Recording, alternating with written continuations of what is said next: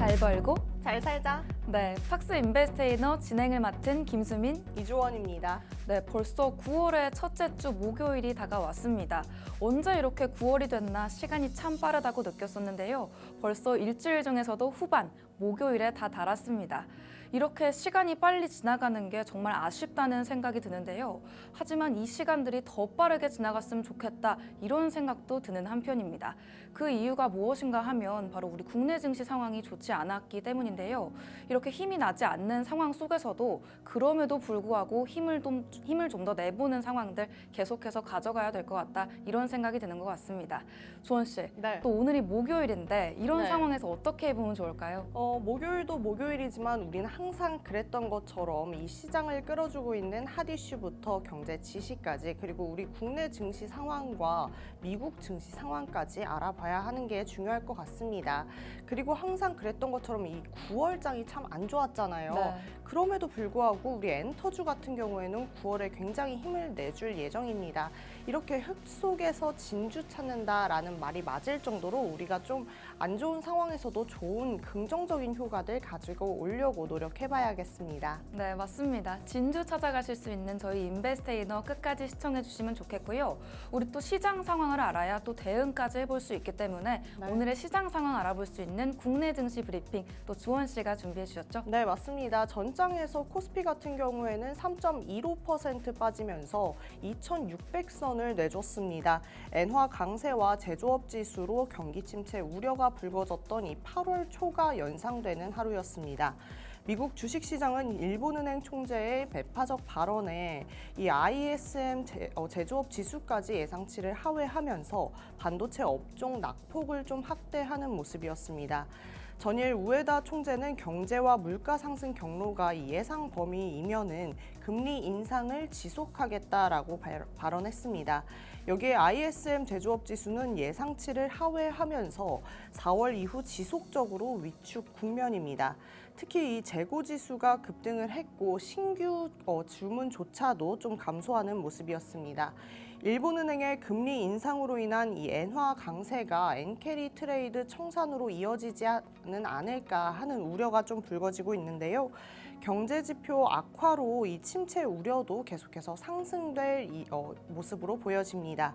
이에 반도체 업종도 하락세 보였습니다. 이런 상황은 위험 자산 축소로 이어졌던 8월 블랙 먼데이의 과정을 다시금 밟는 양상을 보여주는데요. 그 와중에서도 어제 엔비디아는 미국 법무부 반독점법 위반 소환장 송부 영향으로 하락했습니다. 이에 반도체 업종들 하락하는 모습 볼 수 있었습니다. 코스피는 유틸리티, 통신 등 방어주에서도 일부를 제외하고는 낙폭을 확대하는 모습과 함께 침체 우려의 안전자산 선호 확대 영향으로 아시아 증시 전체가 동반 약세를 보였습니다. 엔비디아 낙폭 확대 영향으로 SK 하이닉스와 삼성전자는 8월 5일 블랙 먼데이 수준으로 주가가 복귀하면서 지수 하방에 압력을 넣는 모습 보여줬습니다.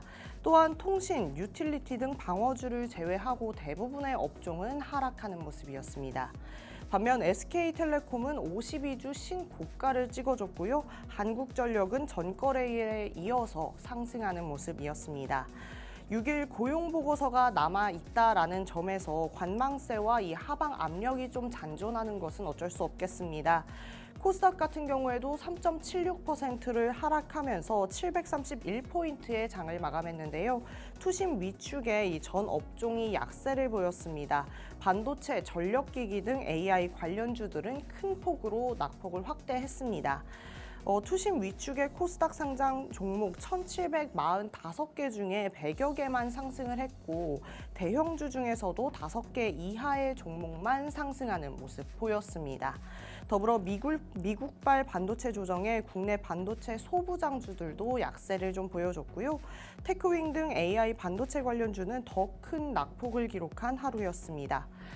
끝으로 원달러 환율은 시장치를 하회한 8월 미국 ISM 제조업 지수 영향에 4.4원 하락했고요. 더불어서 아시아 증시 또한 하락하는 모습이었습니다. 여기까지 좀 좋지만은 않았던 국내 증시였는데 간밤에 이 미국 증시는 또 어땠나요? 네, 간밤 미국 증시 브리핑도 준비했습니다. 현지 시간 4일 뉴욕 증시가 혼조세로 마감하는 모습이었는데요. 다가오는 6일에 발표될 8월 고용 보고서를 앞두고 이 투자자들이 관망하는 모습이 계속해서 나타나는 모습입니다. 이날 다우존스 지수는 전거래일보다 38.04포인트, 약 0.09% 상승한 4974.97에 마감했습니다.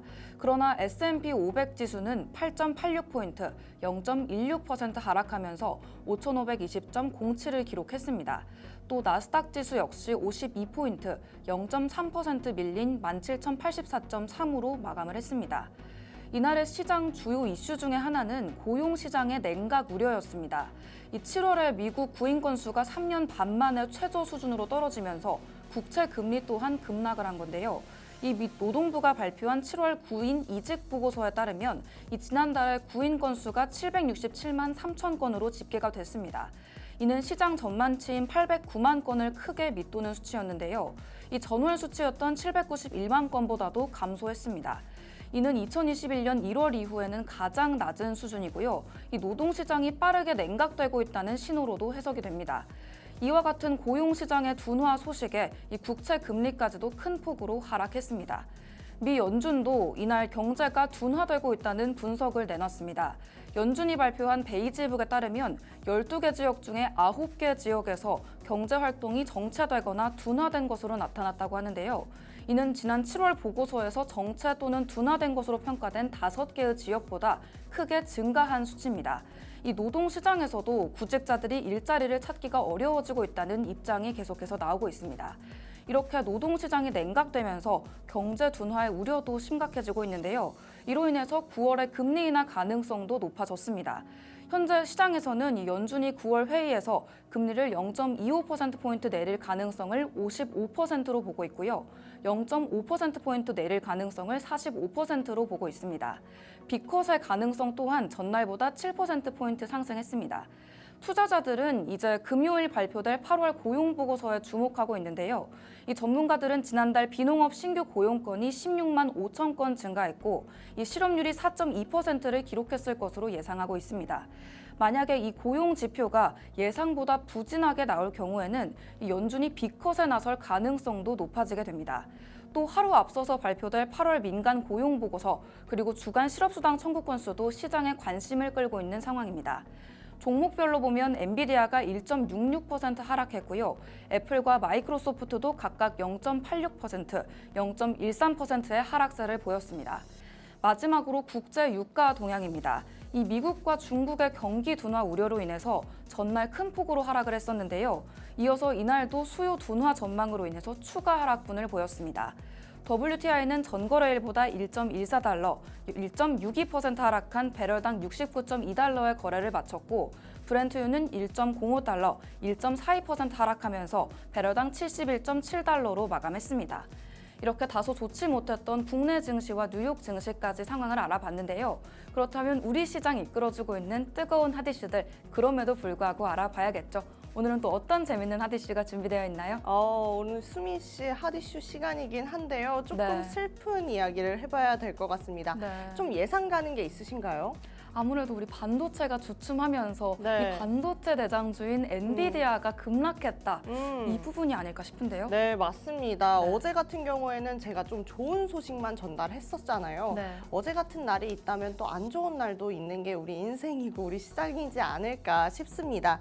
그럼에도 불구하고 이 안 좋은 소식들 회피하지 마시고요. 바로 전면으로 대응하셔서 좀 대비하시면 좋을 것 같습니다. 또 저희가 시청자분들 좀 기분 좋으라고 이렇게 핑크핑크하게 옷도 입어봤잖아요. 네, 맞습니다. 그래서 오늘 소식 들으시면서 앞으로 어떻게 좀 계획을 짜봐야겠다라는 생각 해보셨으면 좋겠습니다. 전장에서 이 미국 엔비디아가 급락을 했습니다. 이날 뉴욕 증시에서 엔비디아 주가는 전거래일보다 무려 9% 이상 급락했는데요. 이날 하루 만에 2,800억 달러 정도의 시장 가치가 떨어졌다라고 합니다. 한화로 하면 약 374조 원이라고 하는데 수미 씨, 이 이 네. 액수가 좀 와닿으시나요? 374조 원, 네. 뭔가 처음 들어보는 숫자인 것 같기도 하고 정말 네. 크다 이런 생각이 듭니다. 네, 374만 원만 해도 저희에게는 너무 큰 액수인데 374조 원이라 와닿지도 않는 액수인 것 같습니다. 이에 반도체 관련 종목들로 구성된 이 필라델피아 반도체 지수 또한 7.7%를 급락했습니다. AI 거품론이 또 다시 제기가 되면서 매도세가 강화됐습니다. JP모건은 이날 AI 서비스 수요가 증가하기 전까지는 AI에 대한 이 지출이 정당화되지는 않을 것이다 라고 경고를 했고요. 일각에서는 AI 도약에는 인내가 필요할 것이다 라는 의견도 나오고 있습니다. 게다가 블룸버그 통신에 의하면 미국 법무부가 엔비디아와 일부 다른 기업들의 반독점법 위반 혐의 조사에 대한 소환장을 보냈다고 이날 보도를 했는데요. AI는 현재 AI 칩 세계 시장에서 점유율 80% 이상을 차지하고 있죠. 이런 엔비디아가 우월적인 위치를 이용해서 다른 업체들의 칩을 구매하는 기업들에게 보복적인 행위를 가했다라는 취지로 위협했다 이런 이야기가 나오고 있는데요. 그러기 때문에 더욱더 엔비디아에게 이 타격은 더욱 커 보입니다. 이렇게 큰 하락은 미국 주식에 과연 어떤 영향을 미쳤을 것 같아요? 아무래도 반도체도 계속해서 하락하는 모습을 보여줄 것 같고 이 기술주 위주의 나스닥도 함께 하락하는 모습을 보이지 않을까 싶습니다. 네, 맞습니다. 이 엔비디아가 하락세를 이기지 못하면서 반도체 주식 역시 맥없이 빠졌고 결국 기술주 위주의 나스닥 3%가 넘게 폭락하며 장을 마쳤습니다. 거기에 AMD와 이 마이크로 테크놀로지가 7% 이상 하락을 했고 파운드리 사업부를 좀 매각할 예정을 가지고 있다라고 하는 인텔까지도 8% 넘게 밀리는 모습 보여줬습니다.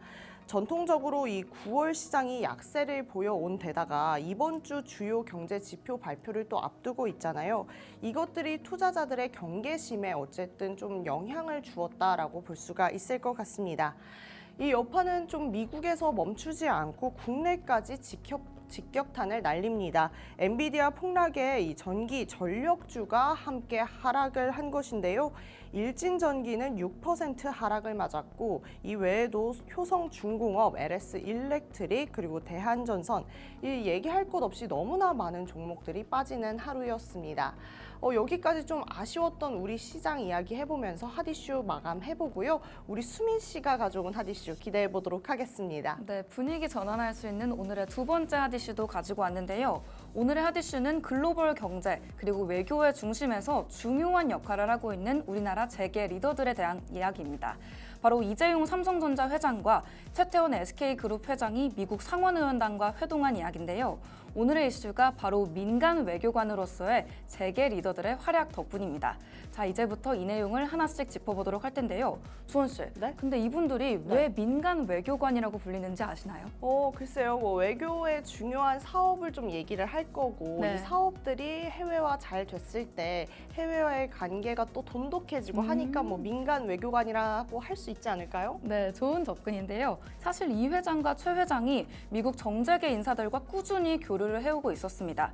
이는 단순히 기업 차원의 활동을 넘어서서 국가 간의 협력에도 중요한 역할을 하고 있었는데요. 특히 이번 회동에서는 AI와 에너지, 자율주행 등 미래 먹거리 분야에서의 협력 방안이 논의가 됐습니다. 그러니까 이들이 단순한 기업인에 그치는 것이 아니라 국가를 대표해서 외교관처럼 활동하고 있다는 의미에서 민간 외교관이라고 불리고 있는 건데요. 그렇다면 이런 회동에서 어떤 이야기들이 오갔을지 더 궁금해지는 것 같습니다. 주원 씨, 네. 혹시 이 회동에서 구체적으로 어떤 얘기가 다뤄졌는지 알고 계신가요?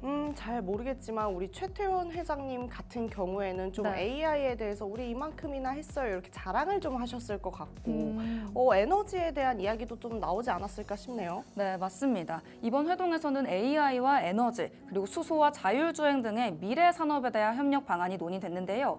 현대차의 정의선 회장도 참석해서 북미 공약 계획을 논의했고요. 현대차와 일본 도요타도 수소와 자율주행 분야에서 협력 방안을 모색했습니다. 또 정기선 HD 현대 부회장은 함정 유지 보수 및 정비 사업에 대한 수주 계획까지도 밝혔는데요. 주원 씨, 그렇다면 여기서 민간 외교관, 이 이재용 회장과 최태원 회장이 어떤 역할을 했을까요? 저희 이재용 회장 같은 경우에는 이미 이렇게 웃고만 있어도 인자하잖아요. 네. 그러니까 뭐 좀 그런 역할을 하지 않았을까 싶고, 최태원 회장님 같은 경우에는 조금 야망적으로 우리 SK가 지금 이만큼이나 하고 있습니다, 이런 이야기를 하지 않았을까 싶어요. 역시 접근이 정말 좋았는데요. 네. 이재용 회장부터 말씀드리도록 하겠습니다. 이 서울 한남동에 위치하고 있는 승지원에서 7명의 미국 상원 의원들과 따로 회동을 가지게 됐습니다. 이 자리에서 양국 기업 간의 협력 증진 방안에 대해서 깊이 있는 논의가 오고 갔습니다. 이 회장은 그동안 미국 정관계 주요 인사들과 지속적으로 교류를 이어오면서 이 글로벌 반도체 공급망의 문제를 해결하는 데 기여를 해왔기 때문에 이번 회동 또한 그 연장선상에서 중요한 의미를 가지고 있습니다. 또 최태원 회장 역시 이 미국 상원 의원들과 만나서 SK그룹의 반도체 생태계 구축 그리고 AI 리더십 강화에 대한 이야기들을 나눴습니다. 특히 SK의 에너지 사업이 글로벌 규모로 성장을 하고 있기 때문에 이번 회동이 경제뿐만 아니라 이 안보 차원에서도 중요한 의미를 가지는데요. 배터리와 에너지 사업이 국가 간 협력의 핵심 요소로 기능을 하고 있는 만큼 이 최 회장의 역할 또한 더욱 중요해지고 있습니다. 이렇게 중요한 만남들 속에서 이렇게 우리나라의 재계 리더들이 글로벌 무대에 민간 외교관 역할을 톡톡히 해내고 있다는 게 자랑스러운 것 같은데요. 이 소식들 우리 주원 씨는 어떠세요? 너무나 좀 뿌듯하고 자랑스러운 것 같습니다. 이렇게 미국과 이런 세계적으로 얘기를 하는 것도 너무나 좋은데요. 네. 이제는 뭐 그냥 얘기하는 걸 넘어서서 해외에서 한국 기업 필요해요 이렇게 해주는 그런 기술 발전의 시기까지 왔으면 좋겠다, 이런 생각을 해봅니다. 네, 그렇죠. 이재용 회장과 최태원 회장뿐만 아니라 이 정의선 현대차 회장 그리고 정기선 HD 현대 부회장 등 우리나라의 주요 재계 인사들이 모두 이 한미일 경제대화에 참석해서 중요한 역할을 하고 있습니다. 이번 한미일 경제대화가 미래 산업에서의 협력을 강화하기 위한 중요한 발판으로 기능을 할 것으로 보입니다. 앞으로도 이런 만남들이 이어지게 되면서 우리나라의 경제와 외교가 더욱더 건강해지고 단단해지기를 바라면서 오늘의 두 번째 핫이슈도 마감해 보도록 하겠습니다. 이렇게 우리 시장을 뜨겁게 달궈줬던 핫이슈들 알아봤다면 이제는 우리 생활 속에도 적용해 볼 수 있는 재미있는 이야기들 알아보면 좋을 것 같은데요. 주원 씨, 네. 오늘은 또 어떤 이야기가 준비되어 있나요? 네, 이제 좀 분위기를 끌어올려서 우리가 네. 항상 알쏭달쏭했던 이 경제 이야기를 좀 해보는 시간입니다. 생활 속의 경제 이야기 시간에 오신 것을 환영합니다. 네, 여러분 모두 환영해보면서 오늘 준비됐던 소식, 바로 경제 뉴스를 이해하기 위해서 꼭 알아야 할 세 가지의 중요한 지식입니다. 네, 맞습니다. 이 경제를 좀 제대로 이해하려고 하면 기본 개념부터 잘 알아야 될 텐데요. 그럼 첫 번째로 GDP에 대해서 한번 이야기해 볼까요? 네, 좋습니다. 이 GDP가 즉 국내 총생산인 거 다들 알고 계실 것 같은데요. 한 나라의 규모를 나타내는 중요한 지표에 해당을 합니다. 쉽게 말해서 일정 기간 동안 한 나라에서 생산된 모든 재화 그리고 서비스를 의미합니다. 네, 맞습니다. 이 GDP가 보통 분기별로 발표가 되고 있고요. 국가 경제 성장률을 판단하는 데 사용이 됩니다. 이 GDP가 성장을 하면 경제가 성장하고 있다라고 할 수가 있겠고, 반대로 GDP가 하락을 하면 경기가 침체되고 있다라고 말할 수가 있겠습니다. 네, 맞습니다. 하지만 이 GDP가 높다고 해서 무조건 국민들이 잘 살고 있다, 이런 의미는 아닙니다.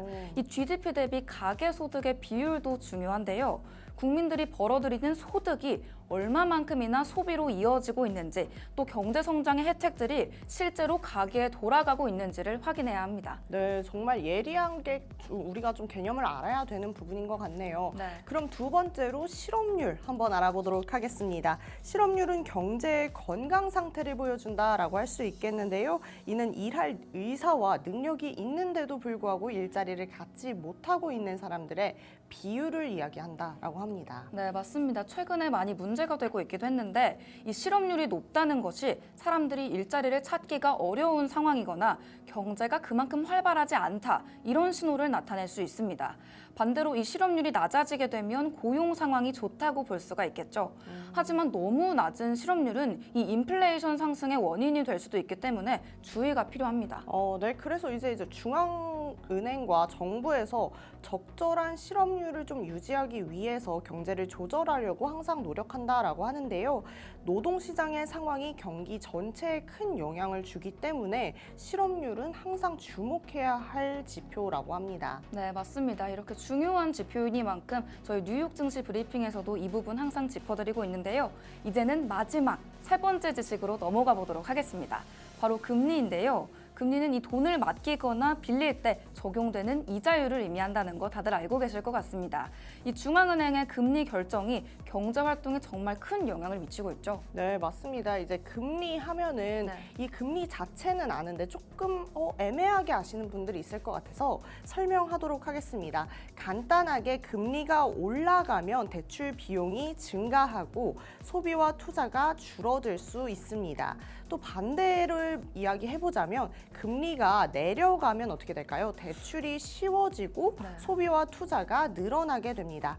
그래서 금리는 결국에 경기 부양이나 억제를 위한 중요한 정책 수단이 될 수 있다라고 말씀드릴 수 있을 것 같습니다. 네, 금리가 정책 수단으로도 이용된다는 점 알아두시면 좋을 것 같은데요.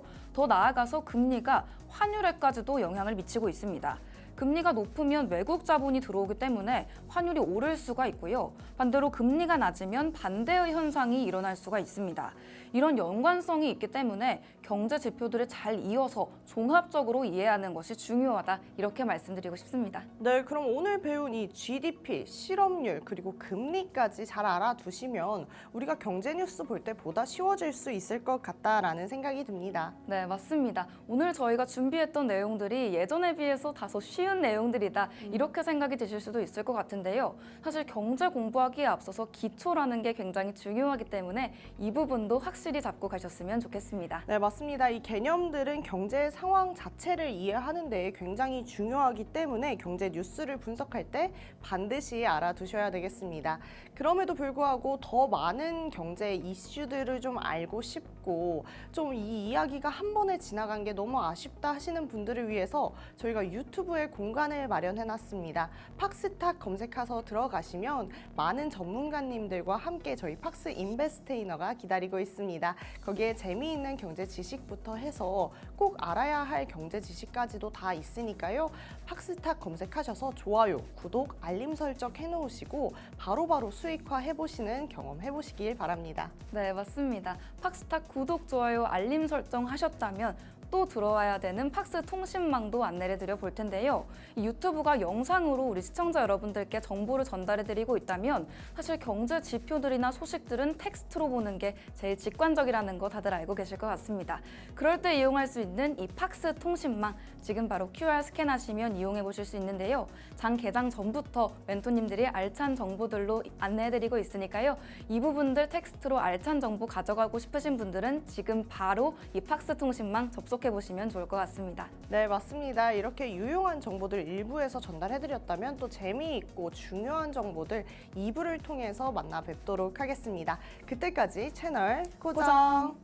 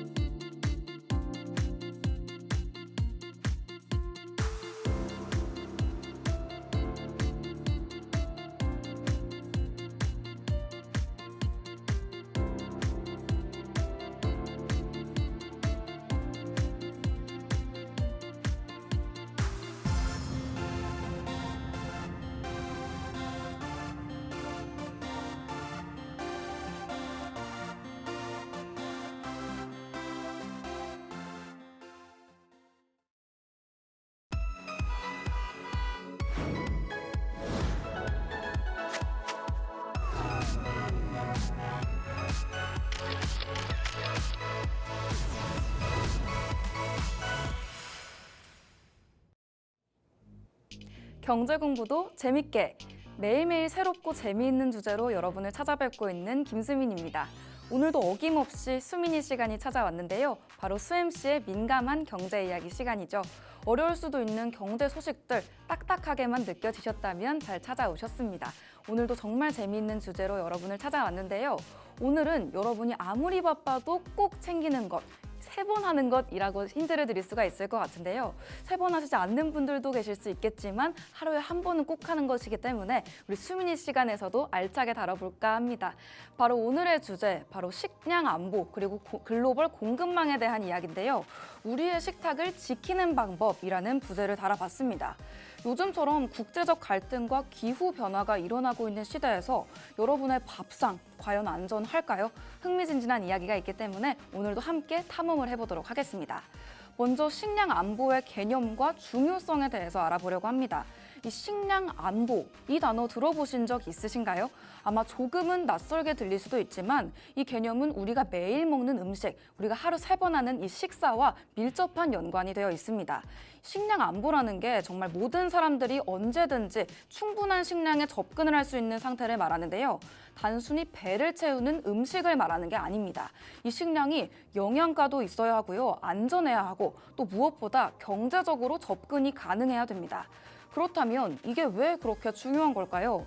식량이 부족해지게 되면 사람들은 불안해지게 되고요. 사회는 혼란에 빠질 수 있고 심지어는 전쟁으로까지도 이어질 수가 있습니다. 그래서 각국의 정부는 이 식량 안보를 최우선 과제로 삼고 있고 배고픈 사람들은 다른 어떤 것보다도 이 식량을 가장 먼저 요구하게 됩니다. 여기서 첫 번째 퀴즈인데요. 이 세계에서 가장 식량 부족이 심각한 지역은 어디일까요? 아직 잘 모르시는 분들도 계실 것 같은데 정답은 바로 아프리카 사하라의 이남 지역이라고 합니다. 이 지역이 기후변화와 내전, 그리고 경제적 어려움까지 겹치면서 식량 부족의 문제를 가장 심각하게 겪고 있는 곳인데요. 예를 들어서 이 사하라 이남의 아프리카는 농업 의존도가 굉장히 높습니다. 하지만 이 가뭄과 같은 기후변화로 인해서 농작물이 자라지 않고 있는 상황인데요. 그래서 이 지역에서는 이 농작물의 수확량이 급격하게 줄어들게 되고 이로 인해서 많은 사람들이 기본적인 식량조차 구하지 못하고 있다고 합니다. 식량 안보의 중요성을 다시금 깨달을 수 있게 하는 사례가 바로 이 아프리카 사하라의 이남 지역이지 않았나 싶은데요. 그렇다면 이렇게 글로벌 공급망이 무너지지 않도록 이 이슈들을 미리 알아보고 가야겠죠. 이 글로벌 공급망의 역할 알아보겠습니다. 자, 이제 우리나라를 떠나서 전 세계로 눈을 돌려보려고 하는데요. 요즘에 마트에 가게 되면 전 세계 각국에서 온 식재료들이 가득하게 됩니다. 우리가 아침에 먹고 있는 이 커피 한 잔은 브라질에서 왔을지도 모르고요. 점심에 먹었던 파스타는 이탈리아에서 왔을 수도 있고 저녁에 먹는 과일은 칠레에서 왔을 수도 있습니다. 우리 음식점에만 가도 미국산, 중국산이 많이 섞여 있는 요즘이죠. 이 모든 것이 바로 글로벌 공급망의 역할 덕분인데요. 그런데 이 공급망이 생각보다 취약합니다.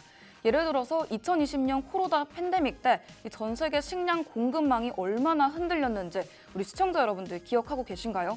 이 식품 가격은 끝도 없이 오르고 슈퍼마켓에서 물건은 또 사라지고 갑자기 집에서 밥을 해먹는데도 이 재료를 구하는 게 정말 쉽지 않았습니다. 이 모든 것이 글로벌 공급망의 중요성을 상기시켜준 사건이었는데요. 그렇다면 여기서 두 번째 문제도 함께 풀어보도록 하겠습니다. 이 세계 식량의 공급망에서 가장 중요한 교역 품목이 무엇일까요? 아무래도 우리 가장 중요하게 먹는 탄단지 중에 하나가 있지 않을까 싶은데요. 바로 정답이 쌀과 밀, 옥수수라고 합니다. 이렇게 탄수화물을 담당하고 있는 쌀과 밀, 옥수수가 가장 중요하다 이렇게 알려지고 있는데 이 전 세계에서 가장 많이 소비되는 주식이 바로 이 쌀, 밀, 옥수수라고 합니다. 예를 들어서 이 쌀은 아시아의 주요 식량으로 기능을 하고 있죠. 수억 명의 사람들이 매일같이 쌀을 먹고 있습니다. 밀은 서양의 주식이죠. 또 빵과 파스타 이런 음식들에 사용되고 있기 때문에 밀도 빼놓을 수 없는 요소겠습니다. 이 옥수수는 이 남미와 아프리카에서 주요한 식량 자원으로 기능을 하고요. 사료 그리고 바이오 연료로도 사용이 되고 있습니다. 이런 곡물들이 세계 곳곳으로 운송이 되면서 각국의 식량 안보에도 중요한 역할들을 하고 있는 겁니다. 이 다음으로 알아볼 내용은 이 기후 변화 그리고 식량 안보인데요. 이 기후 변화가 급격하게 많이 이루어지고 있기 때문에 우리 식탁에도 큰 영향을 미치는 중요한 문제가 됐습니다. 예를 들어서 몇 년 전부터 이상기후들이 심각해지고 있기 때문에 우리나라에서도 감자와 양파 가격이 폭등한 적이 있었죠. 이런 문제들이 단순한 경제 문제에 그치는 게 아니라 이 기후 변화가 어떻게 식량 안보에까지 직격탄을 날릴 수 있는가, 이런 문제들을 보여줬던 사례가 아닐까 싶습니다. 최근 들어서 기후 변화로 인해서 가장 큰 타격을 받았던 농산물이 커피라고 하는데요. 커피 좋아하시는 분들 커피값이 살짝씩 오르고 있다는 거 눈치채셨을 것 같습니다. 이 커피 농장이라는 게 온도와 강수량에 매우 민감한데요. 이 기후 변화로 인해서 적정 온도 그리고 강수량이 맞지 않는 경우가 벌어지면 커피 수확량도 자연스럽게 줄어들게 됩니다. 그래서 커피를 즐기시는 분들은 앞으로 가격이 오를 가능성 계속해서 대비를 해보셔야겠다, 이런 말씀을 드리고 싶은데요. 이 식량 안보가 우리가 먹는 음식뿐만 아니라 우리가 매일같이 마시고 있는 커피에까지도 영향을 미친다. 이 부분들 알아보셔야 될 것 같습니다. 이 문제도 바로 복습하는 차원에서 가지고 왔는데요. 기후 변화로 인해서 최근 몇 년간 가장 크게 타격을 받은 농산물. 오늘 준비한 문제 중에 가장 쉬운 문제가 아닐까 싶은데 우리 주원 씨에게 이 기후 변화로 인해서 가장 크게 타격을 받은 농작물 무엇일지 여쭤보도록 하겠습니다. 가장 쉬운 문제라고 하니까 좀 제가 틀리면 안 될 것을 좀 그럼요. 압박 질문이 아닌가 싶은데요. 네. 바로 커피가 맞겠죠. 네. 커피가 뭐 엘니뇨, 라니냐에 따라서 굉장히 스타벅스 이슈도 있었잖아요. 네. 그러면서 커피값이 오르락 내리락 했던 것을 알고 있고, 최근에 또 커피값이 오르는 걸 제가 커피를 마시기 때문에 체감하고 있기 때문에 이 문제는 틀릴 수가 없었습니다. 네, 틀릴 수 없는 문제, 정답 커피가 맞았습니다. 그리고 주원 씨처럼 커피를 매일같이 드시는 분들이라면 이렇게 커피의 물가가 조금씩 오르고 있다는 사실도 아셨을 것 같은데요. 이 기후 변화로 인해서 커피의 생산량이 감소하게 되면서 커피 가격이 오르는 현상이 발생을 했습니다. 커피가 정말 전 세계적으로 많이 사랑받고 있는 음료지만 커피 농장이 기후 변화에 민감하다고 말씀드렸죠. 온도나 강수량이 조금만 변해도 커피 나무가 제대로 자라지 않기 때문입니다. 특히 중남미 그리고 아프리카의 커피 생산국들이 정말 큰 타격을 받았습니다. 그래서 앞으로도 우리가 즐기고 있는 이 커피 한 잔의 여유가 얼마나 귀했는지 새삼 느끼게 될지도 모르겠다, 이런 말씀을 드리고 싶습니다. 그렇다면 국제 갈등이 식량 공급망에 미치는 영향도 알아봐야겠죠. 이 국제 갈등 역시 식량 공급망을 위협하는 큰 요소 중에 하나입니다. 예를 들어서 최근 우크라이나와 러시아의 전쟁을 떠올려 보시면 좋을 것 같은데 이 두 나라가 세계적인 밀 생산국이라는 사실을 알고 계셨나요? 이 전쟁이 터지게 되면서 전 세계적으로 밀 공급이 불안정해지게 됐고요. 이는 곧바로 식량 가격의 상승으로 이어졌습니다. 그도 그럴 것이 밀이 사용되는 분야가 정말 많기 때문에 이처럼 특정 지역에서 발생하는 갈등들이 이 전 세계의 식량 가격 그리고 공급에까지도 직접적인 영향을 미칠 수가 있습니다. 이런 사실들이 새삼 놀랍게 느껴지기도 하는데요. 이런 일이 반복되게 될수록 세계는 점점 더 불안정한 식량 공급망에 의존하게 될 수밖에 없습니다. 이 한 나라의 전쟁으로만 치부할 것이 아니라 정말 국제적인 식량 공급망에 안 좋은 영향을 미치기 때문에 전쟁은 정말 득보다는 실이 많다, 이런 말씀을 드리고 싶은데요. 오늘의 네 번째 복습 퀴즈도 이런 차원에서 말씀을 드릴까 합니다. 최근 우크라이나 전쟁이 벌어졌었는데 이로 인해서 가장 큰 영향을 받은 식량은 무엇일까요? 우리 주원 씨, 이 정답 유추가 가능하실까요? 저 같은 경우에 우크라이나와 러시아가 전쟁을 했을 때 저한테 가장 타격이 컸던 음식은 연어예요. 연어가 막 안 팔리고 연어값이 오르고 하면서 제가 진짜 굉장히 화가 났었거든요. 네. 그런데 전 세계적으로 봤을 때 좀 타격을 받았던 것은 밀 아닌가 싶습니다. 네, 맞습니다. 밀이 정답이었는데요. 우리 가장 큰 영향을 받았다, 이렇게 말씀드렸기 때문에 밀인데 우리 주원 씨가 말씀해줬던 연어를 비롯해서 많은 식량 공급망에 문제를 줬던 것이 바로 이 전쟁이지 않을까 싶습니다. 이 우크라이나와 세계 밀 수출의 주요 국가인 만큼 이 지역에서 발생한 전쟁은 바로 밀 수출의 공급망 차단으로 이어지게 되는데요. 이렇게 되면 전 세계적으로 밀 공급은 부족해질 수밖에 없습니다. 밀이 전 세계적으로 빵과 파스타, 시리얼 등 다양한 음식의 기본 재료가 되는 만큼 이 밀의 공급 부족이 식품 가격 전반에 정말 큰 영향을 미쳤다고 합니다. 앞으로도 이 국제 갈등이 식량 공급에 얼마나 큰 영향을 미치게 될지 더욱더 주의 깊게 지켜봐야 하는 이유가 바로 이런 큰 변화에 있기 때문입니다. 그렇다면 이 식량 안보, 대처법도 알아봐야 될 텐데요. 이런 문제들을 해결할 방법 한번 생각을 해볼까요? 우리 첫째로 농업 기술을 혁신해서 식량의 생산성을 높여야 하겠습니다. 근본적인 조치라고도 볼 수 있겠는데 최근에 떠오르고 있는 스마트 농업 기술, 더 적은 기술로도 더 작은 자원으로도 더 많은 식량을 생산할 수 있게 도와주고 있습니다. 예를 들어서 수직으로 이루어진 농장들이 있는데 대규모로 식량을 생산할 수 있는 혁신적인 방법이라고 합니다. 도시에서도 적은 땅을 이용해서 수직으로 농장을 짓기 때문에 적은 땅을 이용해서도 대규모의 식량을 생산해낼 수 있다는 게 바로 이 스마트 농업의 장점이다. 이렇게 볼 수가 있겠고요. 둘째로는 글로벌 협력이 필요하겠습니다. 앞서서 전쟁은 정말 득보다는 실이 많다. 이런 말씀을 다소 무겁게 드렸었는데 각국이 식량을 공유하고 있는 만큼 이 공급망을 안정화하기 위해서 협력을 해야만 합니다. 특히 이 국제적인 재난이나 전쟁이 발생하게 됐을 때는 전 세계적인 협력이 더더욱 중요해진다. 이렇게 볼 수가 있겠습니다. 셋째로 우리 소비자들 역시 현명한 판단을 이어가야 할 텐데요. 식량의 낭비를 줄이고 지속 가능한 농업 제품들을 선택해 나가는 것이 중요하겠습니다. 우리 시청자 여러분 한번 생각해 보시면 우리가 매일 조금씩만 더 신경을 쓴다면 미래에도 안정적인 식량을 공급받는 데 기여할 수 있겠다. 이런 생각이 드는 것 같습니다. 그런 의미에서 오늘의 마지막 퀴즈도 준비가 되어 있는데요.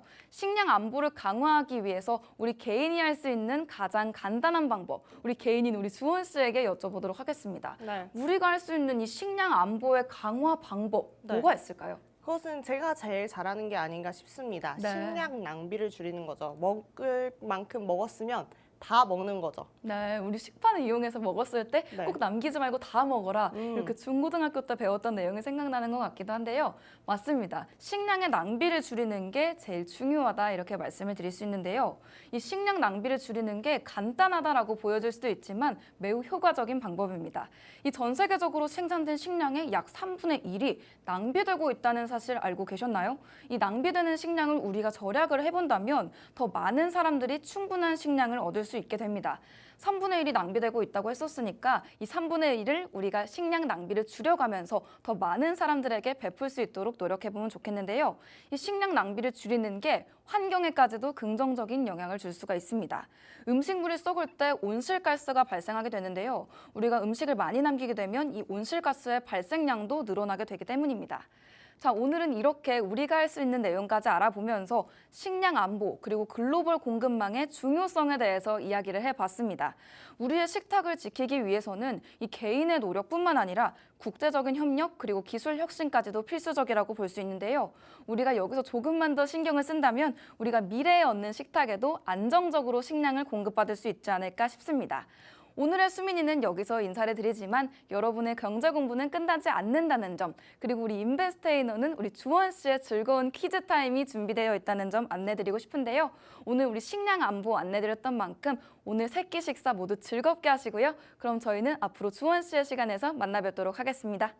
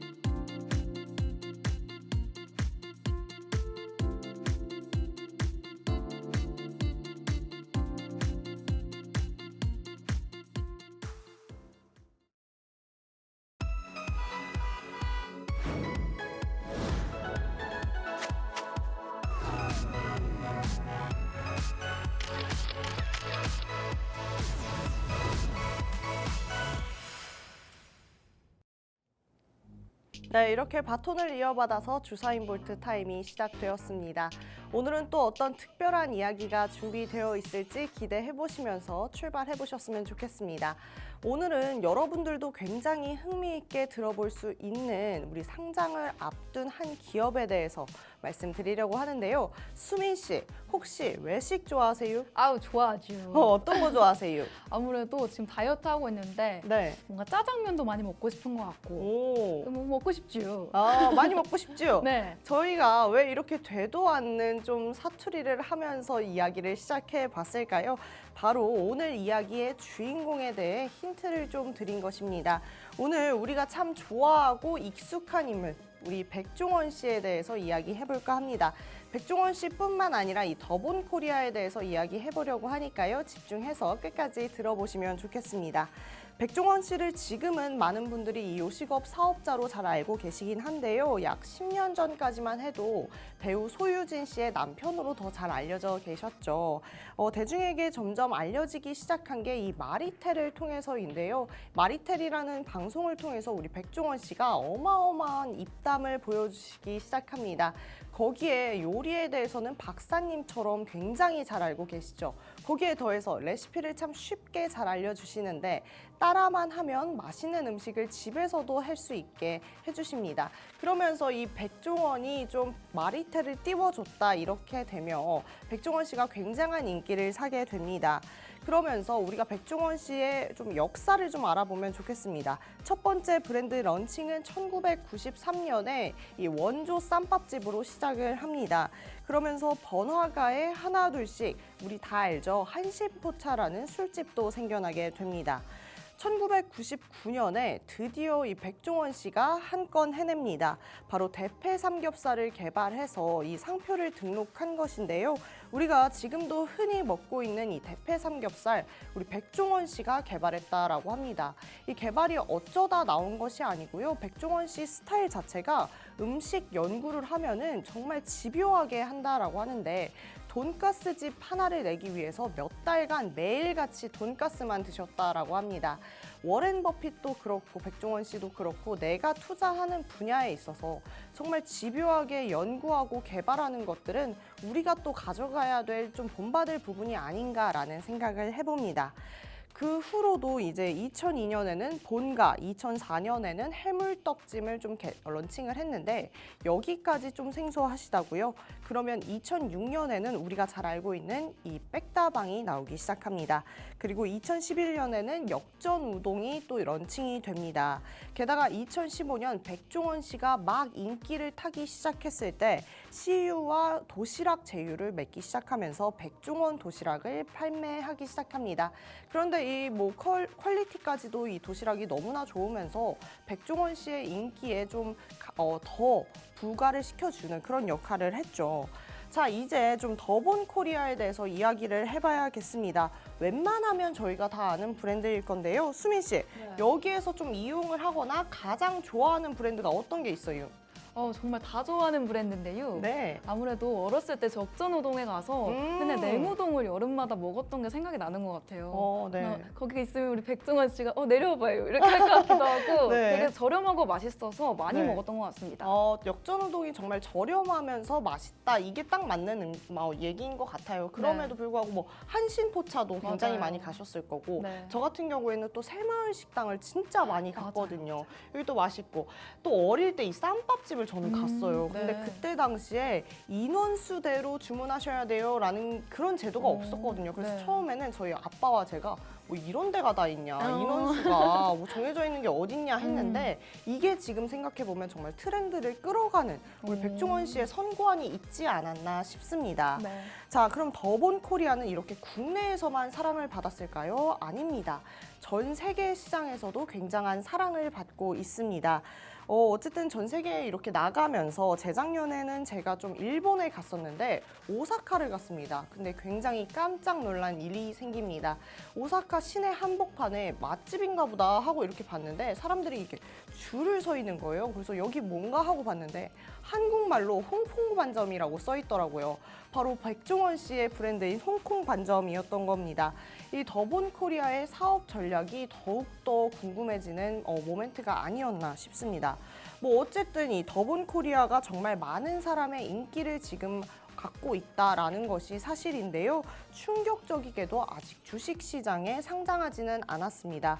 원래 지난 5월이죠. 이 더본코리아가 상장 절차를 밟고 있었는데요. 이 예심이 연기가 됩니다. 이 이유가 우리가 너무나 잘 알 수도 있는 연돈 이슈에 의해서인데요. 간단히 이야기를 하면 연돈 전주들이 이 공정거래법 위반 혐의로 이 더본코리아를 신고한 것입니다. 내용은 대략 이렇습니다. 가맹점 자체의 이 생존율과 수익률 자체는 굉장히 하락을 했는데 더본코리아의 브랜드는 너무나 확장이 됐다. 이것들이 좀 불합리하다라는 주의 이야기로 좀 신고를 하게 된 것입니다. 이를 백종원 대표님께서는 굉장히 설명을 하면서 억울함을 좀 토로를 했습니다. 그럼에도 불구하고 어쨌든 저 당시에 일리가 있는 이야기임에도 불구하고 이슈가 있었기 때문에 예심 자체는 연기가 되어집니다. 그러나 지금 코로나 시절을 겪으면서 이 사업에 좀 주춤했던 더본코리아에서 이제는 이 브랜드를 다시금 재개하기 시작해 나갑니다. 그러면서 지금 상장 절차를 다시 밟고 있다라고 하는데요. 최근 더본코리아가 무려 코스피에 상장 예심에 통과를 했다고 전했습니다. 그러면 왜 상장을 하려고 하는 걸까요? 이게 사실은 좀 궁금한 부분이기도 합니다. 사실 프랜차이즈 사업이라는 게 국내에서 굳이 상장을 할 이유도 없고 다들 상장을 하지 않기도 하기 때문인데요. 그런데도 불구하고 백종원 대표는 이 회사의 투명성과 이미지 증대를 목적으로 상장을 추진하겠다라고 밝혔습니다. 사실상 한국의 일론 머스크다라고 할 수 있을 만큼 신뢰도가 이미 높은 백종원 대표에게는 이 지금 프랜차이즈들이 상장을 해서 좋은 모습을 보여주지는 못하고 있는 이런 상황에서 잘해봐야 본전 찾기인 이 상황에 굳이 뛰어들 이유가 뭐가 있을까 할 만한 생각이 들긴 하는데요. 백종원 대표는 아무래도 그럼에도 불구하고 여러 사업들을 전망 있게 좀 추진을 해왔고 언론을 통해서도 그 포부를 항상 일관되게 밝힌 만큼 이번 상장은 좀 상장 이상의 좀 목표를 갖고 있지 않을까 이렇게 기대해 볼 수 있겠습니다. 지금 더본코리아가 좀 추진하고 있는 사업 전략이 다브랜드 전략입니다. 보시면 알 수 있겠지만 정말 이렇게 많은 브랜드들을 가지고 있습니다. 이런 본사 중에서도 더본코리아가 굉장히 압도적이지 않을까라고 말씀드릴 수 있겠는데요. 현재 운행 중인 가맹점 수만 2,785개라고 합니다. 이와 비슷한 전략을 취하는 그룹이 바로 이 놀부가 있겠습니다. 보시면 놀부도 정말 많은 브랜드를 가지고 있습니다. 하지만 이렇게 똑같이 브랜드가 많다라고 해서 가맹점 점포 수가 또 똑같이 많은 것도 아닙니다. 놀부의 상당수의 브랜드는 현재 가맹점 확보에 좀 벽에 부딪힌 상황이다라고 말씀드릴 수 있겠는데요. 이유는 당연히 이 계획만큼 성과를 내지 못한다. 이것이 가장 큰 이유가 아닐까 싶습니다. 그러면 왜 이런 기업들은 이 다브랜드 전략을 계속해서 고집하는 것일까요? 다브랜드 전략을 구사하는 가장 큰 원인은 간단합니다. 신규 브랜드를 런칭했음에도 불구하고 이 다점포 가맹점 확장의 한계를 느꼈기 때문인데요. 또는 가맹점 추가 확장이 어렵다라고 판단을 하면서 즉 신규 가맹점이 개설되어야지만 이 본사의 운영 상황을 감안하면서 수익 구조에 맞출 수 있게 되는 것입니다. 하지만 반대로 신규 개설이 되지 않으면 본사의 수익 구조는 악화되기 마련이겠죠. 소위 오픈바를 받지만 이 시간이 흐르면서 가맹점 매출이 줄어들면서 자연스럽게 본사의 수익까지도 줄어드는 것, 이것들을 좀 극복하기 위해서 다브랜드 전략을 짜고 있다라고 말씀드릴 수 있을 것 같습니다. 백종원 씨 같은 경우에는 계속해서 인기를 얻음과 동시에 우리에게 신뢰까지 얻어가셨죠. 그러면서 예산 지역을 좀 확장시키는 사업도 하시고 이 사회에 많은 기여도를 보여주고 있는 분이기도 합니다. 이건 자연스럽게 어떻게 이어지냐면요. 광고비를 좀 줄일 수 있게 됩니다. 그것은 또 자연스럽게 매출로 이어지겠죠. 정말 이 더본코리아가 코스피에 상장을 한다라고 하면 다른 기업에게 경쟁성이 분명히 있는 기업이 될 것이라고 생각이 되어집니다. 오늘 이렇게 더본 코리아에 대해서 좀 이야기를 해봤는데요. 우리 수민 씨 익숙하셨을 것 같은데 어떠셨나요, 오늘? 네, 익숙한 기업 들어보니까 더 재밌는 것 같고요. 네. 아무래도 우리가 아는 브랜드가 많아서 더 많이 접하는 만큼 네. 이 주식이 인기도 많을 것 같다. 상장되면 굉장히 높은 가격에 책정이 될 것 같다. 이런 생각이 드는 것 같습니다. 코스피에 상장이 된다라고 하면은 우리 수민 씨는 또 더본 코리아에 관심을 가질 것 같아요? 네, 맞습니다. 저는 뭔가 먹는 거 관련해서는 항상 관심이 가더라고요. 그래서 또 우리 백종원 씨가 하는 더본 코리아 주식도 네. 관심을 꼭 가지게 되지 않을까 싶습니다. 우리 수민 씨가 제가 잘 알지만은 이렇게 먹는 거에 대해서 관심도 갖지만 네. 관대하기까지 하기 때문에 맞아요. 우리 좀 대주주가 될 수도 있지 않을까 이렇게 기대를 해봅니다. 네. 네, 어쨌든 다음에 또 더본 코리아에 대해서 소개하게 된다면 이 코리아 시장에 조금 상장이 되었을 때 수혜될 만한 관련주까지도 제가 알아오도록 하겠습니다. 어쨌든 오늘 저희 인베스테이너는 좀 여기서 마무리를 해봐야 될 것 같습니다. 이렇게 좀 어려운 주식 시장에서도 버티고 있는 우리 한 명 한 명이 참 영웅 같다라는 이야기 꼭 전하고 싶습니다. 저희는 또 내일 같은 시간에 인사드리도록 하겠습니다. 본 방송에서 제공하는 정보는 투자 판단에 대한 조언일 뿐 해당 종목의 가치 또는 상승과 하락을 보장하지는 않는다는 점 유의하셔야겠습니다. 시청해주신 분들 모두 고맙습니다.